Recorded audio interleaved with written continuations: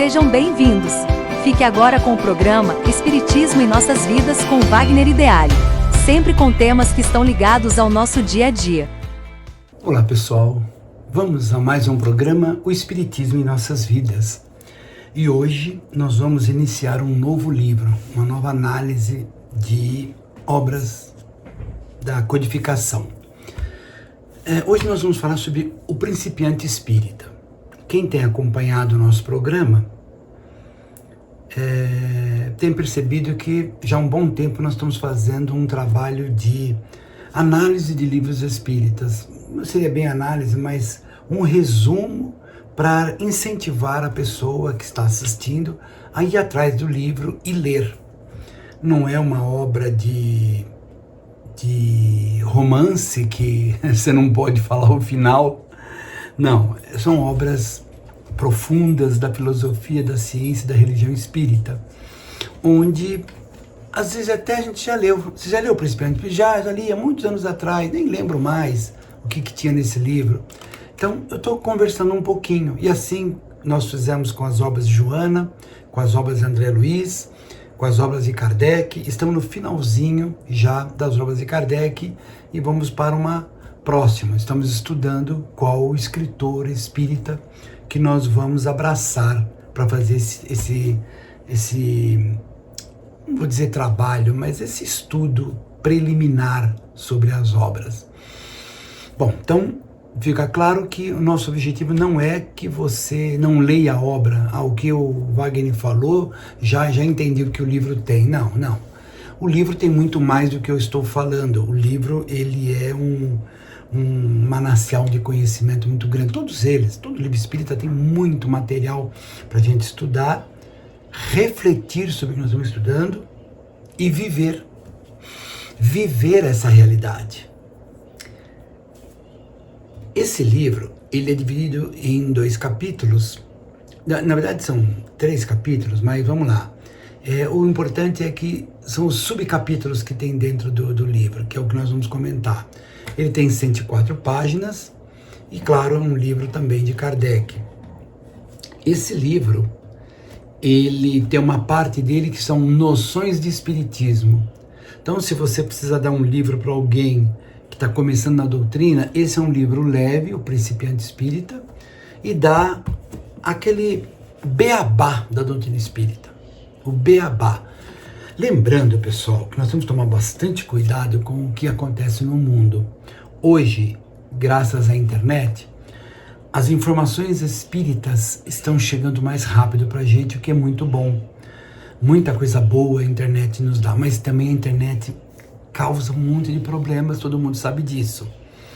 Muitas pessoas, naquela vontade de ganhar likes, ganhar pontos, ganhar dinheiro, elas acabam fazendo colocações que fogem à doutrina espírita. Estou falando específico da doutrina espírita.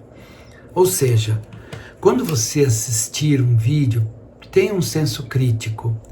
Você é espírita? Ótimo. Então, está com dúvida? Vai olhar nas obras da codificação.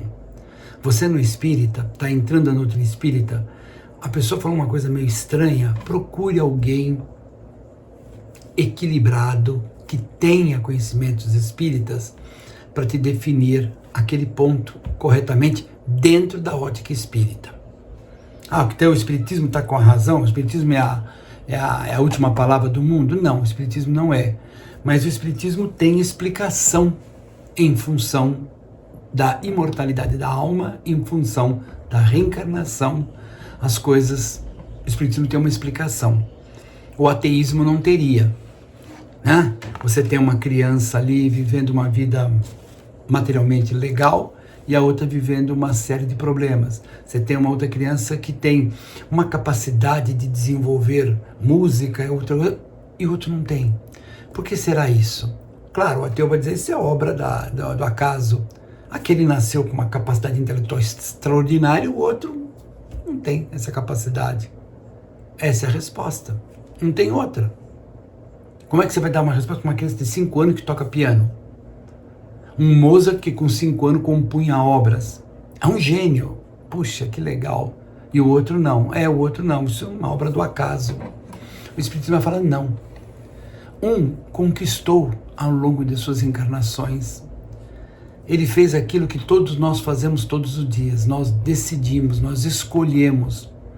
Eu escolho fazer algo que é antiético, que é imoral, que é destrutivo.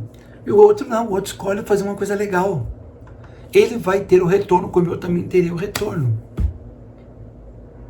É esse que é o contexto. Eu não estou nem falando em Deus ainda, hein? Não entramos em Deus, estamos entrando em leis naturais de ação e reação. Se nós entrarmos com o conceito de Deus na sua profundidade, causa primária de todas as coisas e inteligência soberana do universo, vamos dizer assim, aí vai mais longe ainda essa nossa análise.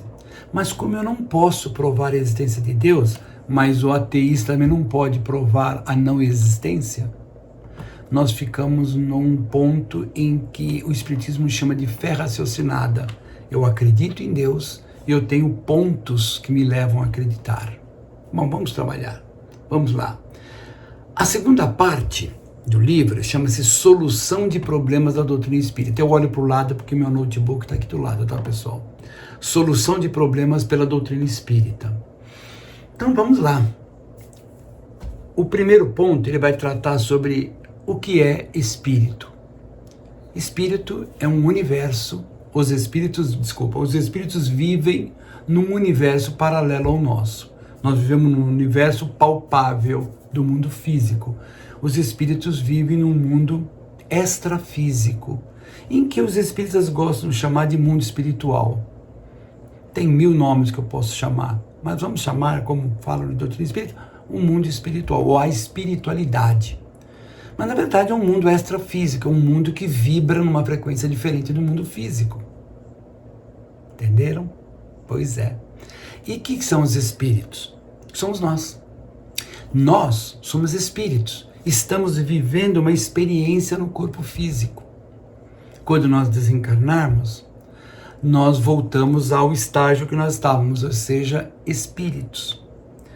E o espírito, ele tem um envoltório, ele não é, a não ser que seja um espírito puro, podemos dizer que é um ponto de luz, mas não, nós somos espíritos em evolução, e nós temos toda uma estrutura. Essa estrutura, ao reencarnar, ela reflete no corpo físico. Se eu tenho uma estrutura que nós chamamos de perispírito, com dificuldades, com deformidades, e essas deformidades não é Deus que impõe, Deus não tem nada a ver com isso, essas deformidades somos nós que estamos impondo ao nosso físico em função do que a gente pensa, em função do que a gente fala e em função do que a gente age. Não tem castigo de Deus, não tem obra do demônio, nem nada disso. Nós somos exatamente o que pensamos, o que falamos e o que agimos. E isso vai dar ou não deformidades para o nosso perispírito, essa camada que envolve o espírito. Joana de Ângeles nos ensina que todo esse comportamento nosso está instalado na psique humana. E a psique humana não está efetivamente no cérebro. O cérebro responde a esse efeito. Na verdade, a psique humana ela faz parte da alma, do espírito. E ali estão toda essa estrutura, todas nosso inconsciente profundo, né? Nossos desequilíbrios, nossas neuroses, nossos preconceitos, ou seja, tudo aquilo que nós entendemos, tudo aquilo que nós vivenciamos, está ali guardado na forma de arquétipos. É uma explicação dada por Jung, e a Joana de Ângeles, a mentora do nosso querido Divaldo, ela se utilizou desse trabalho do Jung e, vamos dizer assim, ela aperfeiçoou o trabalho dele interagindo ou inserindo, melhor dizendo, o contexto espiritual. Então, espíritos é o que nós somos e eternos. O espírito, ninguém sabe quando foi criado um espírito, sabe-se que Deus cria sempre, está sempre criando. O universo nós não sabemos se ele é finito ou infinito, mas sabemos que ele é gigantesco, a ponto de nós não termos condições de perceber limites, se assim existir, e tudo povoado de espíritos, de um jeito ou de outro. A Terra não é o único planeta habitado no universo. Seria muita pretensão humana achar que um universo que tem bilhões e bilhões e bilhões e bilhões de corpos celestes, vamos ser bem simplistas, será que em nenhum lugar do universo não vai existir uma estrela igual o nosso Sol e um planeta igual a nossa Terra, que esteja na mesma distância e ambos sejam do mesmo tamanho, esse Sol, essa estrela, tem o mesmo tamanho da nossa estrela, do nosso Sol, e essa Terra também esteja na mesma distância, mesmo tamanho? Se tiver tudo isso, vai ter a natureza que nós temos. Mas como você fala isso? Por uma questão estatística, matemática pura. Não é fé, não é contexto religioso, nada disso. Imagine que no mundo exista no universo exista 100 trilhões de estrelas. Tem muito mais, pode levar isso aí a bilhões de trilhões de estrelas. Mas vamos falar que tenha 100 trilhões de estrelas. Se 0,000000001% for habitado, nós vamos ter alguns milhões de planetas habitados no universo. Pois é, isso tudo é obra de Deus. Deus não está só aqui na Terra como pensa a pretensão e a vaidade, o orgulho humano. Deus está em todo o universo. E lá também tem espíritos. E muitos de nós viemos de outros planetas, habitamos aqui, vamos viver aqui, vamos para outro depois. O universo é a nossa casa. Físico e extrafísico. Por isso, o inimigo não vai morrer. Comunicação com o mundo invisível. Bom, a partir do momento que existem espíritos, a vida continua, nós aprendemos no Espiritismo que é possível se conversar com eles. É mais difícil a gente chamá-los. É muito mais fácil eles se apresentarem. Porque a gente não sabe o que está acontecendo no mundo espiritual. Eu invoquei o espírito de fulano e ele não veio. Não veio porque ele não está preparado, ou você não está preparado para recebê-lo, ou você não tem as condições mínimas para fazer essa comunicação, ou ele não tem as condições mínimas para dar comunicação, ou não está sendo autorizado por algum motivo. Na espiritualidade não é cada um faz o que bem entende, não, tá? Lá existem normas, procedimentos, leis a serem respeitadas e vividas. Como tudo no universo, existe uma ordem, apesar que muitos acham que não. Fim providencial das manifestações. Por que então existem essas manifestações? Para acordar as pessoas. E hoje os espíritos não estão fazendo mais aquele oba-oba que fazia no final do século XIX, para vamos acordar, a vida continua. Foi avisado. Ninguém hoje mais tem desculpa de dizer, eu não sabia. Isso aí acabou. Os médiums, nós estamos vindo para o mundo, o médium, todos sem mediunidade. Alguns essa mediunidade está muito aflorada e outros ainda incipiente. Não quer dizer que quem tem mediunidade aflorada é mais evoluído e o outro não, tem nada a ver. Muito pelo contrário. Muitas vezes quem tem muita mediunidade é muito devedor. E a espiritualidade o ajuda dando a mediunidade para que com a mediunidade ele possa melhorar.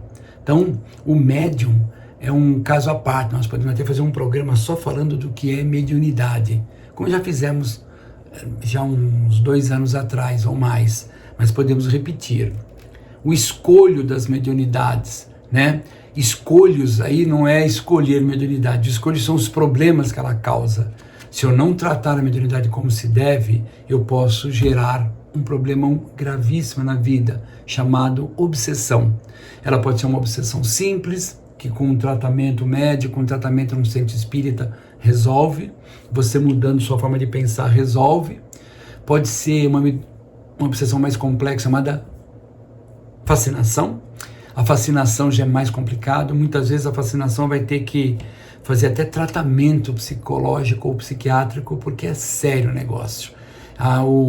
No primeiro, a pessoa até tem noção de que está tendo um comportamento que não é legal, falou uma coisa que não devia, coisa tal.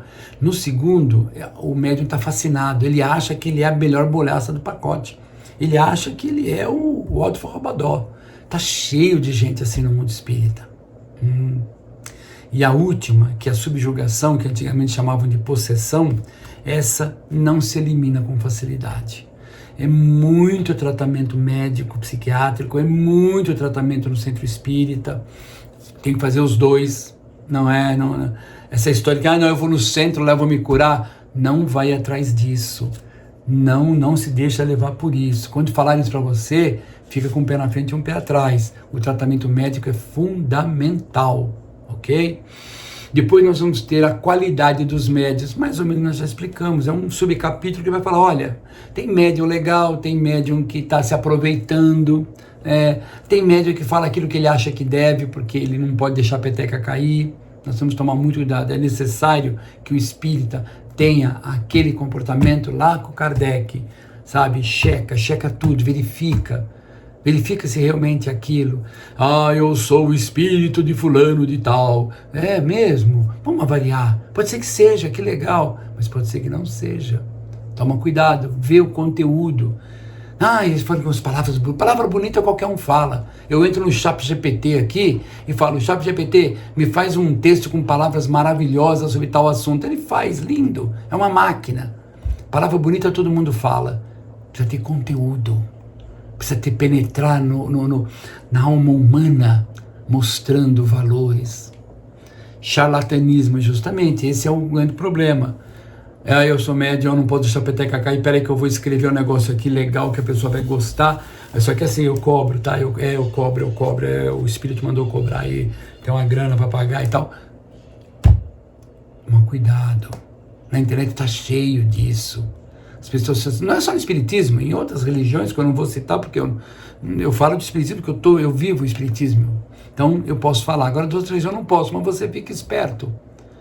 Porque usam o nome de Deus para coisas que não tem nada a ver. Identidade desses espíritos vem justamente nesse contexto da qualidade dos médios, charlatanismo. São poucos espíritos que dão nome. Alguns dão nome porque é necessário, naquele instante ele precisava dar um nome, porque naquele ambiente era importante, mas a maioria deles não dá, a maioria deles esconde o nome. E quando o espírito der o nome, é mais uma que você tem que analisar. Pera, é fulano? Opa, vamos ver o conteúdo da mensagem. Nossa, mas essa mensagem aqui está muito rasa, muito infantil. Não, isso aqui não é aquele médium. Nossa, mas você está falando assim da figura maravilhosa de fulano de tal? Tô. Por quê? Porque não é ele. Mas tem uma médium ali que viu. Essa médium está precisando ir no oculista, então. Porque não é possível que um espírito daquela envergadura faz uma comunicação tão infantil dessa. Temos que... O Kardec falou, eu prefiro negar 99 verdades antes ter que aceitar uma mentira. Contradições, isso é uma coisa que vai acontecer. Quando você tem comunicações, quando você tem uma infinidade de coisas, dentro do contexto espírita, você vai ter, se não estiver correto, você vai ter contradição. Num dado momento, você pega o livro dos médiuns, lá no finalzinho tem algumas comunicações que são falsas. Lá o cara assina como Jesus. Jesus deu comunicação. De repente o cara chamava José da Silva Jesus, e ele usa o último nome. Em vez de usar o primeiro, usou o último. Pronto, é Jesus. Aí você olha o texto e fala, não, Jesus jamais escreveu uma coisa dessa. É bonita as palavras, mas é raso, é simplório. Aí, como é que eu sei se aquilo é? Para isso, o espírita precisa estudar. Kardec era professor, era um acadêmico. E todo mundo tem que fazer então academia? Todo mundo tem que então fazer faculdade? Não! Mas nós precisamos estudar. A doutrina espírita ela é composta de um lado do desenvolvimento cognitivo, do conhecimento, e o outro lado do amor, da fraternidade, da paz, da derrubada do orgulho, da prepotência, do ego e tudo mais, do egoísmo. O ego não, o ego é importante, o egoísmo. O ego na sua expressão máxima, né? Não, isso aí tem que ser eliminado para o nosso bem. Então, na medida em que eu estou equilibrado, que eu estudo, eu estou procurando fazer o bem ao próximo, aquilo tudo mais que a gente aprende na doutrina, eu vou ter capacidade sim de olhar e falar, esse texto aqui não me serve. Isso que esse espírito acabou de falar agora aí, isso aí não é o espírito não, isso aí é ele que está falando. Você percebe, não precisa nem ter, você tendo um mínimo de mediunidade, de percepção, você pode nem ver o espírito que está ali, mas você percebe que ali não tem espírito coisa nenhuma. Nossa, não, existem comunicações espíritas excelentes, sérias, por médiuns humildes, médiuns profundamente conhecedor da doutrina, mas que tem muita humildade no seu coração, médiuns inteligentíssimos, cultura maravilhosa, mas são pessoas humildes em seu coração. Esses os espíritos chegam nele e dão comunicações interessantes, boas. E consequências do espiritismo? Sim, o espiritismo não vem para dizer, olha, eu sou a salvação da humanidade. Não. O espiritismo vem para mostrar que a vida continua. E assim, você, eu, nós todos temos uma ferramenta para nos ajudar. Nós temos algo que vai nos permitir, deixa eu fechar aqui que meu cachorro lá fora está latindo. Pronto. Então, nós vamos ter as condições com o estudo da doutrina espírita e a vivência da doutrina espírita de separar o joio do trigo. Nós vamos ter as condições de ver o caminho que devemos tomar. E as consequências que o espiritismo vai ter, então, será a melhoria da humanidade. Cada um tem sua religião. Você percebe que muitas religiões hoje em dia já não atacam mais tanto a reencarnação? Não ataca tanto a comunicação com os espíritos como atacavam antes, porque sabe que isso é uma realidade. E não vai demorar muito para que as outras religiões também absorvam isso. O espiritismo não veio para ser a religião das religiões, como alguns pensam, de jeito nenhum. O espiritismo tem uma missão, fazer o homem melhor.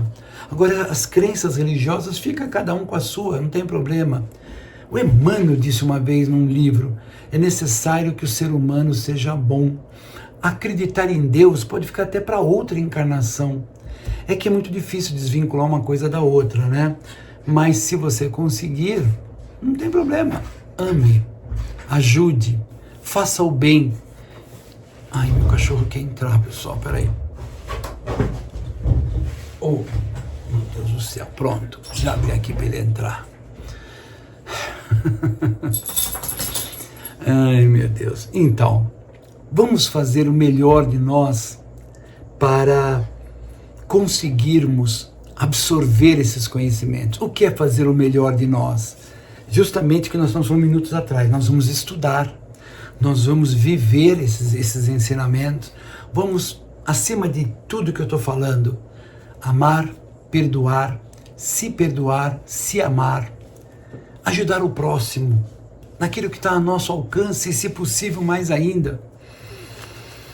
Como é difícil, mas não é impossível. É isso aí, pessoal. Ficamos por aqui na primeira parte do livro Principiante Espírita. Na próxima semana nós vamos para a segunda e última parte desse livro.